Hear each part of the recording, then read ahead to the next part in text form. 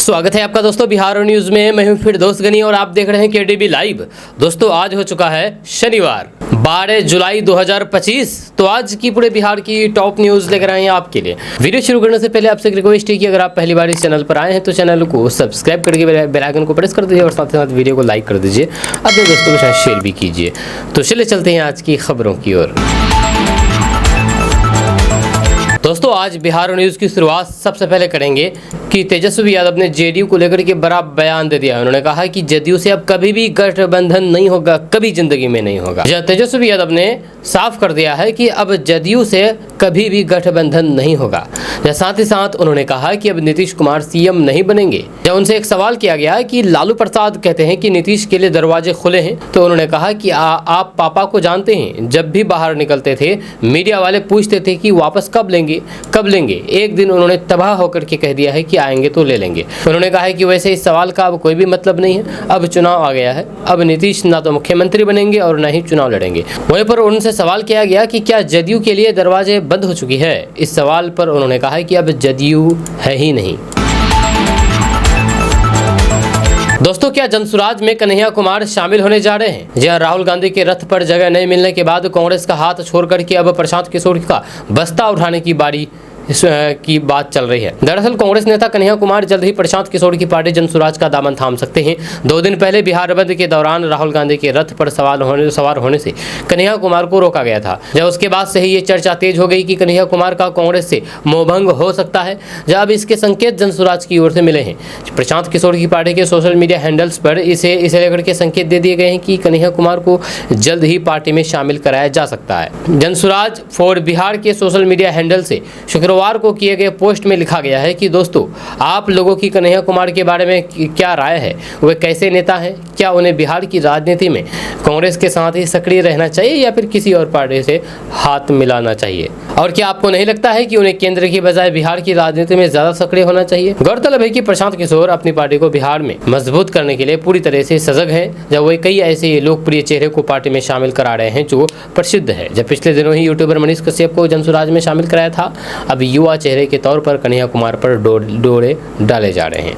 आपको बता दूं कि कन्हैया कुमार मूल रूप से बिहार के बेगूसराय जिला के रहने वाले हैं। उन्होंने अपनी सियासी पार्टी की शुरुआत वाम दलों के साथ की। उनके जेएनयू छात्र संघ अध्यक्ष रहने के दौरान विश्वविद्यालय परिसर में कई सारे हंगामे हुए। दोस्तों बिहार के मुख्यमंत्री नीतीश कुमार ने विपक्षी नेता और राजद सुप्रीमो लालू प्रसाद यादव पर कड़ी टिप्पणी की है। उन्होंने कहा है कि पिछले 20 वर्षों में जो कुछ भी हुआ उसमें उनका कोई भी विशेष योगदान नहीं है। 20 साल से पहले कोई भी कुछ करता था, हम गलती से 2 बार इधर उधर चले गए, लेकिन ये लोग कुछ खास किया है क्या? उन्होंने आगे कहा है कि अब बिहार में राजनीति का नया दौर शुरू होगा और वे आगे कभी इधर उधर नहीं होंगे, बल्कि सब साथ मिलकर के विकास के रास्ते पर चलेंगे। नीतीश कुमार ने महिलाओं के उत्थान पर भी विशेष जोर दिया है। उन्होंने कहा है कि पहले महिलाओं की स्थिति बेहद कमजोर थी, लेकिन उनकी सरकार ने महिलाओं के लिए कई महत्वपूर्ण फैसले और फिर योजना शुरू की है। हमने महिलाओं को 50% आरक्षण दिया, हर संभव सुविधा मुहैया कराई है। जब पहले महिलाएं पूछती थी, पर अब वे सम्मान के साथ बेहतर जीवन जी रहे हैं। उनका पहनावा भी पहले से काफी बेहतर हो गया है। मुख्यमंत्री नीतीश कुमार ने महिलाओं को दी जा रही सुविधाओं को सरकार की प्राथमिकता बताया और कहा कि उनका उद्देश्य महिलाओं का जीवन सम्मानजनक और फिर सुरक्षित बनाना है। उन्होंने कहा कि हमने महिलाओं के लिए हर स्तर पर काम किया है और फिर भविष्य में भी इसी प्रकार काम जारी रहेगा। हम हर वर्ग के उत्थान के लिए प्रतिबद्ध हैं और लगातार प्रयास कर रहे हैं। दोस्तों नीतीश ने बुजुर्ग विधवा दिव्यांग जनों के खाते में 1227 करोड़ रुपए भेजा है। जब बिहार के बुजुर्गों, विधवाओं और फिर दिव्यांग जनों को सामाजिक सुरक्षा पेंशन की राशि अब हर माह की 10 तारीख को मिल जाएगी। मुख्यमंत्री नीतीश कुमार ने यह ऐलान किया है। शुक्रवार को पहली बार सामाजिक सुरक्षा पेंशन की बढ़ी हुई राशि का भुगतान किया गया। यह संकल्प वन अने मार्ग पटना में आयोजित कार्यक्रम के दौरान 1227 करोड़ की राशि डीबीटी के माध्यम से लाभुकों के खाते में भेजी गई है। सीएम नीतीश कुमार ने इस मौके पर लालू राबड़ी सरकार पर निशाना साधा और कहा कि 2005 के पहले महिलाओं को कोई पूछने वाला भी नहीं था। उन्होंने एक बार फिर से एनडीए में बने रहने की बात कही है। लाभुकों ने सरकार के इस कार्य के लिए नीतीश कुमार को धन्यवाद दिया है। जब बीजेपी प्रवक्ता नीरज कुमार ने कहा है कि एनडीए सरकार ने जनता के लिए प्रतिबद्धता को फिर से साबित किया है। जब मुख्यमंत्री नीतीश कुमार ने 1,11,19,949 सामाजिक सुरक्षा पेंशनधारियों के खाते में 1227 करोड़ 27 लाख भेजे हैं। दोस्तों, बिहार चुनाव से पहले सियासी संग्राम छिड़ गया है। वोटर लिस्ट रिवीजन को लेकर के बवाल मचा हुआ है। जहां यहाँ पर नेताजी जय श्री राम और बजरंगबली के भरोसे काम चला रहे हैं, तो फिर चुनावी राज्य बिहार में सुप्रीम कोर्ट के भरोसे काम चल रहा है। अब हम चुनावी राज्य बिहार में वोटर लिस्ट विवाद पर सुप्रीम कोर्ट के फैसले का विश्लेषण करेंगे। आपको बता दूं कि बिहार में वोटर लिस्ट वेरिफिकेशन को लेकर के सुप्रीम कोर्ट में अहम सुनवाई हुई और फिर बिहार वोटर लिस्ट सत्यापन मामले में चुनाव आयोग को सुप्रीम कोर्ट से बड़ी राहत मिली है। जब कोर्ट ने अपने आदेश में साफ कह दिया है कि फिलहाल वोटर लिस्ट वेरिफिकेशन जारी रहेगा। जब कोर्ट ने विपक्ष को बड़ा झटका देते हुए कहा कि चुनाव आयोग के पास हल्फनामा दाखिल करने का काफी वक्त है, उसे प्रक्रिया पूरी करने दें। वहीं पर बिहार में कुछ ही महीने बाद विधानसभा के चुनाव होने हैं, जहां सभी राजनीतिक दल चुनाव के लिए अपनी तैयारियां कर रहे थे, लेकिन 24 जून को अचानक चुनाव आयोग की तरफ से बिहार में वोटर लिस्ट वेरिफिकेशन या फिर रिवीजन का निर्देश आते ही हंगामा मच गया। एसोसिएशन फॉर डेमोक्रेटिक रिफॉर्म्स की तरफ से चुनाव आयोग के एक फैसले को चुनौती देते हुए 5 जुलाई को याचिका दायर की गई थी। एडीआर के बाद आरजेडी, कांग्रेस समेत 9 राजनीतिक दलों ने भी सुप्रीम कोर्ट में चुनाव आयोग के फैसले को चुनौती दी। इन सभी याचिकाओं SIR लेकर के 5 बड़े सवाल उठाए थे। विपक्ष ने इस पूरी प्रक्रिया को संवैधानिक प्रावधानों का उल्लंघन बताया, नागरिकता, जन्म और फिर निवास को लेकर के मनमानी का आरोप लगाया। SIR को लोकतांत्रिक सिद्धांत कमजोर करने वाला फैसला बताया। साथ ही साथ इस प्रक्रिया को लेकर के कहा गया है कि इससे गरीबों पर बेवजह का बोझ पड़ेगा और चुनाव आयोग की तरफ से वोटर वेरिफिकेशन की टाइमिंग को लेकर भी सवाल उठाए गए हैं। जहां सुप्रीम कोर्ट के फैसले के बाद अब बिहार में वोटर लिस्ट वेरिफिकेशन यानी कि SIR 2 तरीके से होगा। दोस्तों, देश के ज्यादातर राज्यों में मानसून की एंट्री हो गई है। कई राज्यों में भी भारी बारिश की वजह से बाढ़ जैसे हालात बने हुए हैं। बिहार के मौसम की बात करें तो फिर मानसून की गतिविधियां 16 जुलाई से एक बार फिर से बिहार में तेज हो सकती है। मौसम विभाग का अनुमान है कि उत्तर बिहार के ज्यादातर जगहों पर बारिश हो सकती है। मौसम विभाग के वैज्ञानिकों की माने तो बिहार में 16 और फिर 17 जुलाई को मानसून संबंधित गतिविधियों में बढ़ोतरी देखने को मिल सकती है। बिहार के ज्यादातर जिलों में मेघ गर्जन, वज्रपात के साथ झमाझम बारिश की जा सकती है। वहीं पर मौसम विज्ञान केंद्र पटना के अनुसार अगले 24 घंटे के दौरान राजधानी पटना समेत 19 जिलों में बादल गरजने के साथ ही हल्की बारिश होने की संभावना जताई गई है। मौसम विभाग के मुताबिक 5 दिनों के दौरान अधिकतम तापमान में कोई भी अधिक बदलाव होने की संभावना नहीं है। वहीं पर आज पटना में बादल छाए रहेंगे। इस दौरान 1-2 स्थानों पर बिजली गिरने के साथ ही हल्की बारिश भी हो सकती है। पटना के न्यूनतम तापमान में 2.3 और फिर अधिकतम तापमान में 2.9 डिग्री सेल्सियस की गिरावट देखने को मिली है, जब पटना के लोगों को बारिश होने से गर्मी से राहत मिली है। दोस्तों, बिहार के भागलपुर जिले के मधुसूदनपुर थाना क्षेत्र के अंतर्गत मुनियारपुर गांव में एक महिला को उसके प्रेमी के साथ देख करके परिजनों ने जम करके हंगामा किया और फिर दोनों को पकड़ करके पुलिस के हवाले कर दिया। यह घटना शुक्रवार की है, जब महिला अपने प्रेमी के साथ गांव पहुंची थी। जानकारी के मुताबिक मुनियारपुर गांव निवासी महिला गुड़िया की शादी 13 साल पहले अनिल से हुई थी। यह दंपत्ति की 3 बच्चे भी हैं, यानी कि दोनों पति पत्नी के 3 बच्चे हैं। बताया जा रहा है कि अनिल बोल नहीं सकते हैं और उनकी पत्नी कई बार घर छोड़ करके अपने प्रेमी के साथ भाग चुकी है। महिला के ससुर ने आरोप लगाया है कि उनकी बहू गुड़िया का मुंगेर निवासी राजू नामक युवक से प्रेम प्रसंग चल रहा है, जो कुछ दिन पहले हुए अपने पति अनिल और फिर 3 बच्चों को लेकर के चेन्नई चली गई थी, जहां पर राजू भी काम करता था। वहीं रहते हुए वहीं राजू के साथ रहने लगी। जब अनिल ने इसका विरोध किया तो फिर राजू ने उसके साथ मारपीट की। जब शुक्रवार को गुड़िया अपनी प्रेमी राजू के साथ एक बार फिर से गाँव पहुंची और फिर अनिल से पैसे मांगने लगी। इसकी सूचना परिजनों ने डायल 112 पर दी। मौके पर पहुंची पुलिस ने दोनों को हिरासत में लेकर के मधुसूदनपुर थाना भेज दिया। राजू ने पुलिस को बताया है कि उसकी महिला से केवल जान पहचान है और फिर वह सिर्फ उसे घर छोड़ने आया था, जब उसने किसी प्रकार से के प्रेम प्रसंग और संबंध होने की बात कबूल नहीं की है, साफ इनकार कर दिया। दोस्तों, बिहार सरकार ने नई पहल शुरू की है। अब नर्सरी तैयार करने में सरकारी मदद दी जाएगी, जहां इससे किसानों की आय बढ़ेगी। आपको बता दूं कि यदि आप खेती के साथ साथ नर्सरी तैयार करने का सपना देख रहे हैं तो अब आपका सपना पूरा हो सकता है। बिहार सरकार ने किसानों की आय बढ़ाने और फिर उन्नत पौधा उत्पादन को बढ़ावा देने के उद्देश्य से एक नई योजना की शुरुआत की है। इसके तहत अब किसान उद्यान एवं बागवानी विभाग की मदद से छोटी नर्सरी की स्थापना कर सकते हैं और फिर इसके लिए उन्हें वित्तीय सहायता भी दी जाएगी। ये योजना एकीकृत बागवानी विकास मिशन के अंतर्गत संचालित की जा रही है। इसका मकसद है कि किसानों को उन्नत किस्म की फल, फूल, सब्जी और फिर वृक्षों के पौधा उपलब्ध कराए जा सके, साथ ही साथ उनके रोजगार के साधनों में वृद्धि हो। वहीं पर उद्यान विभाग के अधिकारियों के अनुसार छोटी नर्सरी की स्थापना पर सरकार अनुदान देती है। इसके लिए भूमि सिंचाई की व्यवस्था, पौधों की देखभाल की योजना और फिर स्थानीय जरूरतों के अनुसार पौधों का चयन आवश्यक होगा। वहीं पर योजना के तहत किसानों को कुल लागत का एक बड़ा हिस्सा सब्सिडी के रूप में दिया जाएगा। वहीं पर बिहार राज्य के अस्थायी निवासी किसान इस योजना का लाभ ले सकते हैं। भूमि का स्वामित्व, पौधशाला के संचालन की इच्छा और फिर बागवानी गतिविधियों का अनुभव होना चाहिए। वहीं पर इच्छुक किसान उद्यान विभाग के जिला कार्यालय या फिर बिहार सरकार के आधिकारिक कृषि पोर्टल के माध्यम से आवेदन कर सकते हैं। किसानों के लिए एक सुनहरा अवसर है। विशेषज्ञों का मानना है कि ये योजना पारंपरिक खेती से हटकर के किसानों को अस्थायी आमदनी देने की दिशा में एक सकारात्मक प्रयास है। नर्सरी के माध्यम से किसान न सिर्फ स्वास्थ्य और फिर प्रमाणित पौधा तैयार कर सकते हैं, बल्कि स्थानीय बाजार और फिर सरकारी विभागों को भी पौधों की आपूर्ति कर सकते हैं। दोस्तों, भोजपुरी स्टार पवन सिंह ने तेजस्वी यादव को मिट्टी से जुड़ा हुआ नेता बताया है। साथ ही साथ प्रशांत किशोर के बारे में भी उन्होंने बहुत बड़ी बात कह दी है। आपको बता दूं कि भोजपुरी फिल्में और फिर संगीत जगत के बड़े नाम पवन सिंह ने अपनी बात को रखा एक न्यूज़ चैनल में। उन्होंने इस दौरान राजनीति से लेकर के फिल्म समाज पर अपने विचारों को जनता से शेयर किया है। ये पूछने पर कि तेजस्वी यादव बिहार में नेता प्रतिपक्ष हैं, वे आपको कैसे लगते हैं?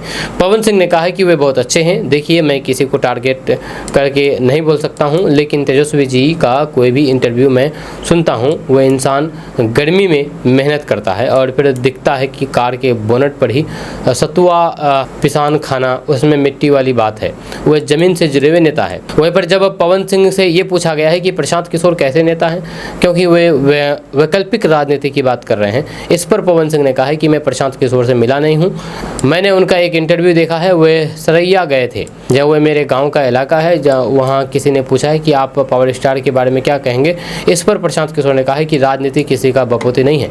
ये सुनकर के अच्छा नहीं लगा। इतना ही नहीं, तेजस्वी यादव को प्रशांत किशोर द्वारा 90 फेल कहने का भी पवन सिंह ने अपना मिसाल पेश करते हुए बचाव किया है। पवन सिंह ने कहा है कि मैं भी 6 क्लास तक पढ़ा हूँ और फिर माध्यम से मैट्रिक परीक्षा पास दिया हूँ। पवन सिंह ने कहा है कि एक गायक और फिर अभिनेता के तौर पर मैंने पढ़े लिखे लोगों को नौकरी पर रखा है। यह किसान के लिए किया है। जब विकास के लिए बहुत ज़्यादा पढ़ाई मायने नहीं रखता, जब उसके लिए दिल चाहिए। पवन सिंह ने और भी ढेरों बातें की है। दोस्तों, वोटर वेरिफिकेशन प्रक्रिया को लेकर के भाजपा नेता ने एक विवादित बयान दिया है। खास करके किशनगंज सीमांचल के मुसलमानों को घुसपैठिया तक कह दिया है। उन्होंने कहा कि पूर्वोत्तर हिस्से में लाखों बांग्लादेशी घुसपैठिए रहते हैं। आपको बता दूं कि बिहार में मतदाता सूची की SIR प्रक्रिया जारी रखने की चुनाव आयोग को सुप्रीम कोर्ट द्वारा अनुमति दिए जाने पर लगातार बहस शुरू हुई है, जिस पर भाजपा सांसद मनन कुमार मिश्रा ने कहा कि सुप्रीम कोर्ट ने समझा कि चुनाव आयोग द्वारा अपनाई गई प्रक्रिया लोकतंत्र और फिर बिहार की जनता के हित में है। अन्य दस्तावेजों के बारे में फैसला समावेश के बारे में नहीं, बल्कि विचार के बारे में है। राज्य के पूर्वोत्तर हिस्सों में चुनाव आयोग द्वारा इन दस्तावेजों को अस्वीकार किए जाने के कई कारण हैं। किशनगंज क्षेत्र में लाखों बांग्लादेशी घुसपैठिए हैं। जब नागरिकता प्रमाण की आवश्यकता पड़ी तो इस क्षेत्र में 2.5 लाख नागरिकता आवेदन जमा किए हैं। दोस्तों, बिहार विधानसभा चुनाव से पहले चुनाव आयोग के द्वारा कराए जा रहे मतदाता सूची पुनर्निरीक्षण के दौरान चौंकाने वाले डेटा सामने आ रहे हैं, जहां इन आंकड़ों ने न सिर्फ प्रशासनिक व्यवस्था पर सवाल खड़े कर दिए हैं, बल्कि राष्ट्रीय सुरक्षा और फिर नागरिकता से जुड़ी हुई चिंताओं को भी हवा दे दी है। जहां पर पूरे बिहार की औसत आधार सैचुरेशन दर 94% है, तो वहीं पर सबसे हैरान करने वाला आंकड़ा मुस्लिम बहुल किशनगंज जिले से सामने आया है, जहाँ पर 68% मुस्लिम आबादी है, लेकिन आधार सैचुरेशन 126% है। यानी कि यहाँ पर 100 लोगों पर 126 आधार कार्ड जारी हुआ है। यही हालात कटिहार, अररिया और पूर्णिया जैसे अन्य जिलों में भी देखने को मिल रहा है। जहाँ पर आधार सैचुरेशन का तात्पर्य यह है कि किसी क्षेत्र की कुल जनसंख्या की तुलना में कितने प्रतिशत लोगों ने आधार बनवा लिया है। इसका सीधा मतलब यह है कि इन जिलों में वास्तविक जनसंख्या से कहीं अधिक आधार कार्ड बनाए गए हैं। सामान्यतः ये आंकड़ा 100% के आसपास होना चाहिए, लेकिन जब ये 100% से अधिक हो जाता है तो सवाल उठना स्वाभाविक है। ऐसे में ये सवाल उठने लगा है कि ये अतिरिक्त आधार कार्ड किसके लिए बनाए गए हैं और क्यों। ऐसे में ये अनुमान लगाया जा रहा है कि बिहार में घुसपैठिए किस कदर पैर जमा चुके हैं। ये डेटा गंभीर चिंताओं का कारण बन गया है। सवाल ये है कि क्या ये अवैध घुसपैठियों का संकेत है, जब पूर्वोत्तर सीमाओं से सटे इन जिलों में बांग्लादेशी नागरिकों की घुसपैठ की आशंकाएं पहले ही जताई जा रही है। या इतनी अधिक संख्या में अतिरिक्त आधार कार्ड का जारी होना इन संदेहों को मजबूत करता है। या किसके नाम पर ये अतिरिक्त आधार कार्ड बनाए जा रहे हैं बिना दस्तावेज के विदेशी नागरिकों को यदि अवैध रूप से आधार कार्ड दिए गए हैं तो ये न सिर्फ चुनावी प्रक्रिया बल्कि सरकारी योजनाओं के दुरुपयोग का भी बड़ा खतरा है। आपको बता दूं कि अगर किशनगंज में सीमांचल में इस तरह से अगर अवैध बांग्लादेशी है तो उनको जरूर यहाँ से भगाया जाना चाहिए, लेकिन यहाँ के जो मूल निवासी मुसलमान हैं इनको अक्सर बीजेपी टारगेट करते हैं। सम्राट चौधरी ने भी कुछ दिन पहले दावा किया था कि घुसपैठियों की मौजूदगी में यहाँ पर निवास प्रमाण पत्र बनते हैं। बिहार के किशनगंज में सबसे ज़्यादा निवास प्रमाण पत्र बनाए जाते हैं क्योंकि वहाँ पर घुसपैठी रहते हैं। जहाँ सिर्फ सम्राट चौधरी नहीं बल्कि बीजेपी के और कई नेता ने, जैसे कि अभी मनन कुमार मिश्रा ने भी कहा कि किशनगंज में घुसपैठिए रहते हैं। जहाँ अगर घुसपैठी हैं तो उनको चिन्हित करके बाहर निकाला जाए, क्योंकि घुसपैठी की वजह से यहाँ के जो आम नागरिक है, यहाँ के जो मूल निवासी मुसलमान हैं वो बदनाम होते हैं। जी हाँ, तो सरकार का काम है कि उसको चिन्हित करके जो घुसपैठी है उनको बाहर निकाला जाए। लेकिन सबसे बड़ा सवाल है कि आखिर घुसपैठी सीमांचल आएंगे क्यों, किशनगंज क्यों आएंगे? क्योंकि पूरे देश में सबसे पिछड़ा राज्य बिहार है और बिहार में सबसे पिछड़ा क्षेत्र किशनगंज सीमांचल है। तो यहाँ पर घुसपैठे क्यों आएंगे? यहाँ पर कोई रोजगार है, न ही कोई कंपनी है, न ही कोई फैक्ट्री है, और न ही कोई जीवन यापन चलाने का कोई बढ़िया साधन है, न ही कोई इंफ्रास्ट्रक्चर बढ़िया है। जहाँ सब खंडर है, लेकिन फिर भी यहाँ पर घुसपैठे आएंगे तो आएंगे क्यों? ये भी बहुत बड़ा सवाल है। दोस्तों, बिहार में अंतर्राष्ट्रीय खेल पहचान को बढ़ावा मिलेगा क्योंकि राजगीर में विश्व स्तरीय क्रिकेट स्टेडियम बन रहा है। सीएम नीतीश कुमार ने इसका निरीक्षण किया है। यह बिहार के खेल प्रेमियों के लिए बड़ी खुशखबरी है। नालंदा जिले के ऐतिहासिक शहर राजगीर में अंतर्राष्ट्रीय स्तर का क्रिकेट स्टेडियम तेजी से बन रहा है। कल मुख्यमंत्री नीतीश कुमार ने स्टेडियम का स्थल निरीक्षण किया और फिर निर्माण कार्य की प्रगति का जायजा लिया। यह स्टेडियम केवल बिहार ही नहीं बल्कि पूरा पूर्वोत्तर भारत के खेल मानचित्र पर एक नई पहचान गढ़ने जा रहा है। इस स्टेडियम की खास बात यह है कि इसका निर्माण महाराष्ट्र की लाल मिट्टी और फिर बिहार के मोकामा की काली मिट्टी से किया जा रहा है, जिससे इसकी पिच और आउटफील्ड को अंतर्राष्ट्रीय मानकों के अनुसार तैयार किया जा सके।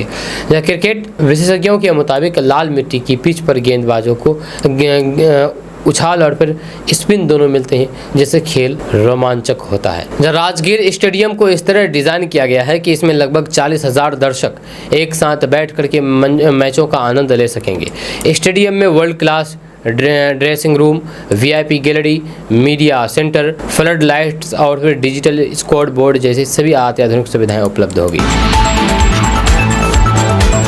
दोस्तों, बिहार वोटर लिस्ट विवाद पर बीजेपी प्रवक्ता शाहनवाज हुसैन ने विपक्षी नेताओं को नसीहत दे दी है। उन्होंने कहा है कि सुप्रीम कोर्ट पर भरोसा रखना चाहिए। आपको बता दूं कि बिहार में मतदाता सूची के विशेष गहन पुनरीक्षण को लेकर के जारी विवाद के बीच भाजपा नेताओं ने इस मुद्दे का राजनीतिकरण करने और फिर चुनाव आयोग पर संदेह जताने के लिए विपक्ष की कड़ी आलोचना की है। इस मामले में सुप्रीम कोर्ट ने पुनरीक्षण प्रक्रिया पर रोक लगाने से इनकार कर दिया है, जबकि निष्पक्षता और फिर समावेशता सुनिश्चित करने के लिए सुझाव जारी किए हैं। वहीं पर भाजपा के राष्ट्रीय प्रवक्ता शाहनवाज हुसैन ने कहा कि विपक्षी नेता खास करके मनोज झा सुप्रीम कोर्ट गए। उन्होंने कोर्ट से विशेष गहन पुनरीक्षण पर स्टे लगाने की मांग की है, लेकिन कोर्ट ने कोई भी स्टे नहीं लगाया है। जब कोर्ट ने कुछ सुझाव दिए हैं जो उचित है, वह पर आखिरी सुनवाई में फैसला आएगा। जी हाँ, वह पर विपक्षी नेताओं को भी सुप्रीम कोर्ट पर भरोसा रखना चाहिए। ये लोग उस पर भी बयान देते हैं, जब ये कहीं चुनाव जीतते हैं तो फिर चुनाव आयोग अच्छा होता है और फिर जब हारते हैं तो फिर चुनाव आयोग पर निशाना साधते हैं। ये कहना है बीजेपी प्रवक्ता शाहनवाज हुसैन का। दोस्तों, बिहार को अब बाहर से राहत मिलने की उम्मीद जगी है। हालांकि कब मिलेगी ये पता नहीं, लेकिन उम्मीद जगी है। आपको बता दूं कि बिहार में हर साल मानसून के दौरान आने वाले बाढ़ से राहत दिलाने के लिए अब नीति स्तर पर ठोस पहल शुरू हो गई है। जहाँ गंगा, कोसी समेत प्रमुख नदियों में जमा होने वाली गाद को लेकर के अब एक सुव्यवस्थित गाद प्रबंधन की नीति तैयार की जाएगी। यह फैसला केंद्रीय गृह मंत्री अमित शाह की बैठक में हुई है। जहाँ आपको बता दूं कि बैठक में बिहार सरकार की ओर से उप मुख्यमंत्री सम्राट चौधरी ने भाग लिया। डिप्टी सीएम सम्राट चौधरी ने बैठक में कहा कि गंगा और फिर कोसी जैसी नदियों में जल ग्रहण क्षेत्र से आने वाली भारी मात्रा में गाद हर साल बिहार में बाढ़ का बड़ा कारण बनती है। यही गाद नदियों की गहराई कम कर देती है और फिर जलधाराएं अपना रास्ता बदल करके खेतों, घरों को डुबाने लगती है। इस गंभीर समस्या को सुलझाने के लिए अब केंद्र और फिर राज्य मिल करके गाद प्रबंधन की व्यापक नीति बनाए। जब वहीं पर बैठक में एक और लंबे समय से लंबित मुद्दे का समाधान भी हुआ है। दोस्तों, आम आदमी पार्टी ने बिहार में आगामी विधानसभा चुनाव में अधिक से अधिक सीटों पर लड़ने की घोषणा कर दी है। जहां पार्टी के वरिष्ठ नेता और फिर राज्यसभा सांसद संजय सिंह ने इस बात का ऐलान करते हुए मुख्यमंत्री नीतीश कुमार के नेतृत्व वाली सरकार पर जमकर के निशाना साधा है। संजय सिंह ने नीतीश सरकार पर बिहार में जंगलराज की वापसी का आरोप लगाया और राज्य की कानून व्यवस्था, शिक्षा, स्वास्थ्य तथा बेरोजगारी की बदहाली पर गंभीर सवाल उठाए हैं। जब प्रेस कॉन्फ्रेंस को संबोधित करते हुए संजय सिंह ने कहा है कि आम आदमी पार्टी बिहार की सभी 243 विधानसभा सीटों पर अकेले चुनाव लड़ेगी और किसी भी दल से गठबंधन नहीं करेगी। उन्होंने बताया है कि पार्टी प्रमुख अरविंद केजरीवाल ने बिहार में चुनाव लड़ने के लिए हरी झंडी दे दी है और फिर पार्टी ने अपनी तैयारियां भी शुरू कर दी है। वहीं पर संजय सिंह ने बिहार में अपराध की बढ़ती घटनाओं पर गहरी चिंता जताई है। उन्होंने राजधानी पटना में हुए गोपाल खेमका हत्याकांड का जिक्र करते हुए कहा है कि जब राजधानी पटना में एक व्यापारी की जान जाती है और उसके परिवार को पलायन के लिए मजबूर होना पड़ता है, जहां पर 6 साल पहले बेटी की जान गई थी और अब पिता की, तो फिर ये दूरदर्शा है कि बिहार में जंगलराज किस तरह से लौट आया है। बिहार के उप मुख्यमंत्री सम्राट चौधरी को इतनी समझ नहीं है कि वे शिक्षा जैसे विषय पर बोले। जय सम्राट चौधरी पर प्रशांत किशोर का जबरदस्त कमेंट सामने आया है। आपको बता दूं कि प्रशांत किशोर ने कहा है कि सम्राट चौधरी की इतनी समझ नहीं है कि वे शिक्षा जैसे विषयों पर बोले। उप मुख्यमंत्री सम्राट चौधरी के ये कहने पर कि हमने इतने ज्यादा स्कूल शामिल कर लिए हैं कि पलायन रुक गया है, इस पर प्रशांत किशोर ने कहा है कि सम्राट चौधरी की इतनी समझ नहीं है कि वे इन विषयों पर बोल सके। वे जानते हैं कि खुद कहाँ पढ़े लिखे हैं। प्रशांत किशोर ने बिहार में शिक्षा की अहमियत का जिक्र करते हुए कहा कि यहाँ पर किस चीज के लिए वोट दिए वो मिला। प्रशांत किशोर ने बिहार में शिक्षा की अहमियत का जिक्र करते हुए कहा कि यहाँ पर जिस चीज के लिए वोट दिए वो मिला, जिस चीज के लिए वोट नहीं दिया वो नहीं मिल रहा है। वोट चाहे मोदी को दो, चाहे लालू को दो, चाहे प्रशांत किशोर को दो, लेकिन वोट अपने बच्चों के लिए दो, या शिक्षा और फिर रोजगार के लिए दो, क्योंकि इसी के लिए बिहार में सबसे ज्यादा जरूरत है। वहीं पर शिक्षा के बढ़ावा देने को लेकर के प्रशांत किशोर ने कहा है कि अगर आपने 5वीं क्लास पास कर लिया तो फिर क्या जीवन भर आप 5वीं क्लास में पढ़ते रहेंगे कि आगे का पढ़ाई पढ़िएगा। बिजली आ गई और फिर इसके लिए लोगों ने नीतीश को सत्ता में बैठाया, लेकिन बिजली का भुगतान करने के लिए पैसा भी तो चाहिए, रोजगार चाहिए। अकेले दिल्ली शहर में पूरे बिहार के मुकाबले करीब 1.25 गुना ज़्यादा बिजली खर्च होती है। दिल्ली की आबादी बिहार की आबादी का 6ठा हिस्सा है। आज की तारीख में बिहार पूंजी हो तो फिर आप दुकान और फिर व्यापार करके आगे बढ़ सकते हैं। बिहार में 57% भूमिहीन है, पूंजी नहीं है और फिर यहाँ पर शिक्षा भी नहीं है।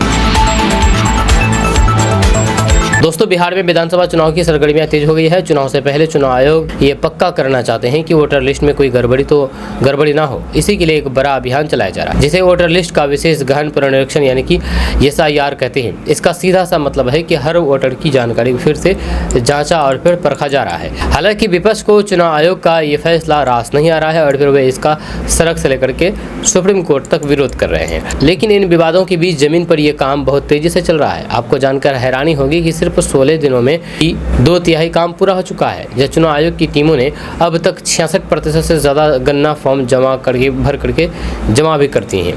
जब बिहार में कुल करीब 7 करोड़ 90 लाख वोटर्स हैं, या 10 जुलाई तक 5 करोड़ 22 लाख से ज़्यादा वोटरों से फॉर्म भरवाया जा चुका है, जबकि फॉर्म जमा करने की आखिरी तारीख में अभी भी 15 दिन बाकी है। ये काम कितना बड़ा है इसका अंदाज़ा आप इसी बात से लगा सकते हैं कि इसमें लाखों लोग जुटे हुए हैं।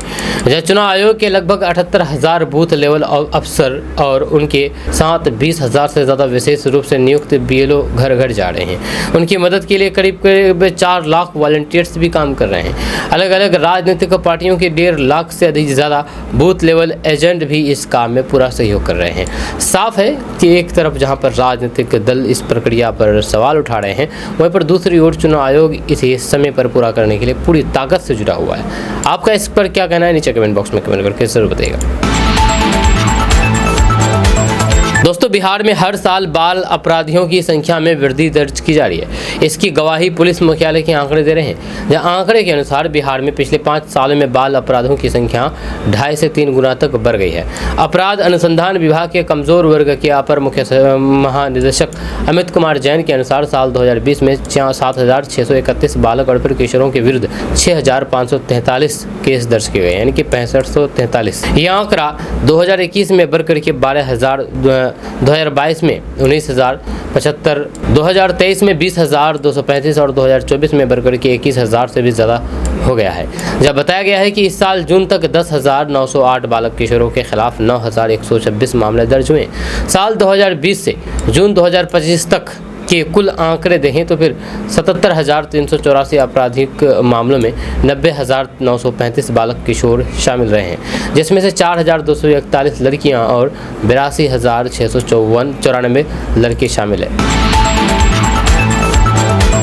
दोस्तों, प्रशांत किशोर ने सन ऑफ बिहार नाम से मशहूर मनीष कश्यप को पार्टी में शामिल कर लिया है। उनके ऊपर कई तरीके के आरोप लगते रहे हैं। इस संबंध में एक न्यूज चैनल ने प्रशांत किशोर से सवाल किया, इसका उन्होंने जवाब दिया है। जनसुराज में शामिल होने के बाद मनीष कश्यप के पुराने ट्वीट निकाल करके लोग सवाल खड़े कर रहे हैं और फिर पूछ रहे हैं कि क्या जनसुराज की यही सोच है। वहीं पर मनीष कश्यप को लेकर के उठ रहे सवालों का जवाब देते हुए प्रशांत किशोर ने कहा कि उत्तराखंड से निकलने वाली गंगा नदी में बंगाल आते आते कई छोटी बड़ी नदियां समाहित होती है, तो क्या हम गंगा को दूसरी नदी कहने लगते हैं? जनसुराज इतनी बड़ी विचारधारा है कि उसमें सब लोग आकर के समाहित हो सकते हैं। उन्होंने कहा कि मान लीजिए मनीष कश्यप ने मुझे ही गाली दी, तो क्या उन्हें मुख्य धारा में आने का, समाज में सही काम करने का, सुधरने का रास्ता नहीं देना चाहिए, या फिर हमें उन्हीं रास्तों पर छोड़ देना चाहिए कि वे जिहादी बन जाए? जब 20-22 साल के लड़के को कोई हिंदू मुस्लिम उन्माद के लिए इस्तेमाल कर रहा है, तो फिर हमारा फर्ज बनता है कि उसे सुधरने का अवसर दिया जाना चाहिए। वहीं पर प्रशांत किशोर ने कहा है कि महात्मा गांधी के साथ बाबा साहेब अम्बेडकर भी काम किए हैं। बाबा साहेब का गांधी जी से कई मुद्दों पर मतभेद था। सुभाष चंद्र बोस भी उनके साथ काम किए हैं, उनका भी कई मतों पर मतभेद था। जब बहुत सारे लोग थे जिनकी गांधी जी के साथ सहमति नहीं थी। आज़ादी के पहले जिस तरह की कांग्रेस थी, उस तरीके की जनसुराज के जरिए व्यवस्था बनाने का प्रयास है। इसमें हर तरीके की विचारधारा के लोग आएँ और फिर जुड़ते हुए अपनी ताकत बनाएं, लेकिन लक्ष्य एक है, बिहार का सुधार, बिहार में रोजगार, बिहार में शिक्षा, बिहार से गरीबी का उन्मूलन, और फिर अगले 10 साल में बिहार भी अग्रणी राज्य में शामिल हो। हम लोगों पर बिहारी कह कर के गालियाँ ना पड़े, इसलिए आशा और फिर विश्वास के साथ प्रयास कर रहे हैं। सभी का स्वागत है। अगर जनसुराज में आने के बाद मनीष कश्यप कुछ गलती करेंगे और फिर जनसुराज कार्रवाई ना करे, तब मुझसे सवाल जरूर पूछा जाना चाहिए। दोस्तों, बिहार विधानसभा चुनाव के लिए महागठबंधन अपना मैनिफेस्टो तैयार कर लिया है। आरजेडी, कांग्रेस और फिर वाम दलों के गठबंधन की उप समिति ने अपने साझा संकल्प पत्र को अंतिम रूप दे दिया है। इसे अब महागठबंधन की कोऑर्डिनेशन कमेटी को सौंपा जाएगा, जिसके अध्यक्ष तेजस्वी यादव हैं।